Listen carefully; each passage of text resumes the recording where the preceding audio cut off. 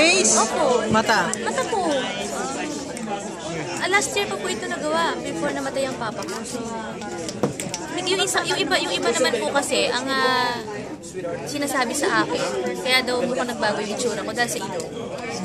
Gusto ko lang sabihin na hanggang ngayon hindi pa po ako nagpapagalaw ng ilong kasi nga natakot ako talaga simula po nung sinabihan ako ni Miss Regine na wag kong subukan kasi baka maging malaking epekto po sa pagkanta ko. So, may mga ilan akong singers na kilala na feeling ko talagang nagbago naman din yung boses dahil na nagalaw yung ilong nila. So, natakot ako doon. Sa katawan? Pero kasi siyempre diba lahat naman ng babae, yun ang gusto, gumanda po. Pero ako, okay na ako sa pinagawa ko sa mata ko, tsaka sa arms ko. Yun lang. So, lipo yung sa... Lipo arms, yes po, at saka yung mata ko. Pero yung ilong nila. Dito, wala na po, bukod doon.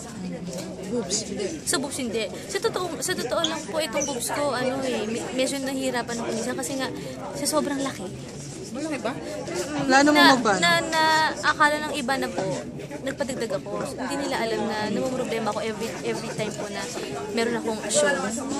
So, nagtanong ako, totoo, nag-consult ako kay Dr. Bello kung ano ang magiging resulta po kung sakali pabawasan ko. Sabi naman niya, masakit. Sobrang sakit daw kaysa magpadagdag. So, gawa na lang ng paraan siguro sa mga damit ko. Minsan nahirapan ako sa gawans talaga eh. So, ayaw mong pa-opera, pabawasan? Actually, sinabi ko kay Eric yun. Tapos nagalit siya sa akin. Parang sabi niya, nasa LA po kami noon, ASAP Live in LA. Sinabi ko na gusto ko ngang pabawasan. So, sabi niya, wag na kasi sisingilin ka niya pagtanda mo. Tsaka weakness si May point Eric ang naman malaki siya. mo. Po? Weakness si Eric ang malaki mo. Happiness niya yun. Oo, kaya nga ang tawag na sa akin hindi Angeline, Quinto. Bakit kid? Kasi... Baka alala niya si Rupa may Quinto. Ay, oo nga, no? Hindi kasi, Nagsiselos? yung iba po, kasi yung iba, inaasar ako na, yun nga, siguro lahat doon ng Quinto malaki ang hinaharap. Hindi ka nagsiselos kung na Quinto lang tawag niya, baka si Rufa may naasahan. Hindi naman po, hindi naman. Yun naman ang totoo, mag-apelido kami ng ex-girlfriend niya. Ano nang Rios? Mabuti naman po, ngayon hindi kami, yung show po namin sa Hawaii ngayong October 19 sana, na-move po kasi ng November 1 and 3. Kasi meron pong storm daw sa Hawaii, so hindi kami lumipad. Dapat, supposedly po, tonight yung flight. Aaminin niyo na ba? Aaminin mo na ba na kayo na? Wala naman po kung aaminin. Ate Regina naman, wala interview, ganyan pa tanong. Hindi, wala pa akong amin talaga, pero ready naman ako kung ano naman talaga po ang mangyari sa amin ni Eric. In the future po, siyempre, handa naman akong May i-share. usapan daw kasi kayo na exclusively dating na. Exclusively dating po, totoo naman yun. Pero hindi pa kami talaga Official. Yes. Ano yun? Yun lang, date lang. Oo, kasi ayoko, sinasabi ko naman din sa lahat yun na ayoko namang madaliin talaga po. Kasi ayoko magsisibantang huli. Paano kung hindi pa namin kilalang isa't isa. Tapos kapag sinagot ko si Eric, di ba, parang makilala ko siya na kami na, may mga hindi pala ako gusto na side niya na pag-ugali, ganyan. Medyo ayoko ng ganun eh. So, gusto ko, makilala ko muna ng lubusan. So, lagi yung pagsasama, hindi mo pa siya ganun kakilala. Hindi pa. Hindi pa po. Pero may mga alam akong mga personal na bagay tungkol sa kanya na isinishare naman niya. So, hanggang doon lang po. So, Anshing, sa teeth mo, may pinabago? Yung, di ba, dati meron kang parang lucky tooth? Nahinto po kasi yung pagpunta ko sa dentista ko. Simula nung nabigyan ako ng chance umarte, lalo sa kahit konting pagtingin. Pero ngayon, tinutuloy ko po. So, kailan lang po before ako lumipad papuntang LA, binunutan ako ng ipin. So, meron ako isang pustiso dito ngayon. Pero isa lang naman, kasi po, ibe-braces po kasi ako. Pero yung ano ko, yung sungki ko naman, baka hinahanap kasi nung iba, di ba? Oo, hinahanap sinasabi ko dati, hindi ko papatanggal. Ang alam ko ng lahat, tinanggal. So, ang jump pa din siya nga hanggang ngayon. Okay. Angeline, may nagsasabi, ginagaya mo raw si Regine. Tapos sa pagkanta, si Sarah. Totoo? Sino nagsabi niya? Sa Ate Reggie. Kami na. Hindi ako, di ba alam mo yan? Hindi, kasi ako. Ate Reggie, totoo lang naman kasi kahit nung umpisa pa lang po ako na nanalo sa Star Power, hindi naman talaga na lalayo yung pangalan ko kay Miss Reg kasi laging ganun. Lalo kay Sarah, di ba? Sobrang idol ko si Miss Regine Velasquez pero hindi naman po umabot sa punto na nag-effort akong gayahin siya. Hindi po talaga gano'n. So, kung ano man yung nakikita ngayon, kumbaga, siguro sa pagka-idolo ko sa kanya, siguro lumalabas din po yung the way ako kumanta, at saka kung paano ako gumalaw sa stage. Kasi simula pagkabata ko, wala akong ibang hinangaan na singer bukod sa kanya.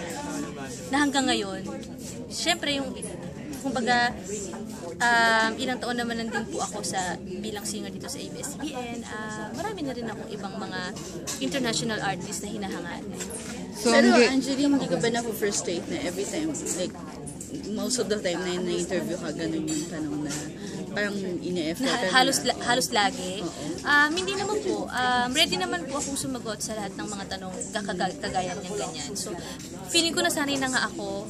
Ayoko lang talaga po na makakarinig ako ng mga issues tungkol sa akin na hindi totoo kasi yun talaga yung ipaglalaban ko. So, ngayon narinig mo na parang sinasabi nga na iba laging nagagaya mo nga si Regine. May effort ba on your part na baguhin, na maging conscious, na hindi mo siya mamimik or magaya yung style niya? Ginagawa ko naman po yun, lalo po nung unang-una ako nabigyan ng chance kumanta ng teleserye theme song. Kasi si Sir Jonathan Manalo po yung producer ko sa lahat ng album ko. So, siya po mismo yung nagsasabi sa akin na meron pong mga oras talaga na may boses ako na lumalabas sa akin na kahawig talaga ng kay Miss Regine Velasquez. So, ginagawa namin ng paraan yun. Kasi ayoko po talaga na tumanda ako na, di ba, na ginagaya naman si Regine Velasquez. Ayoko na ganon. So, nagsasawa ako.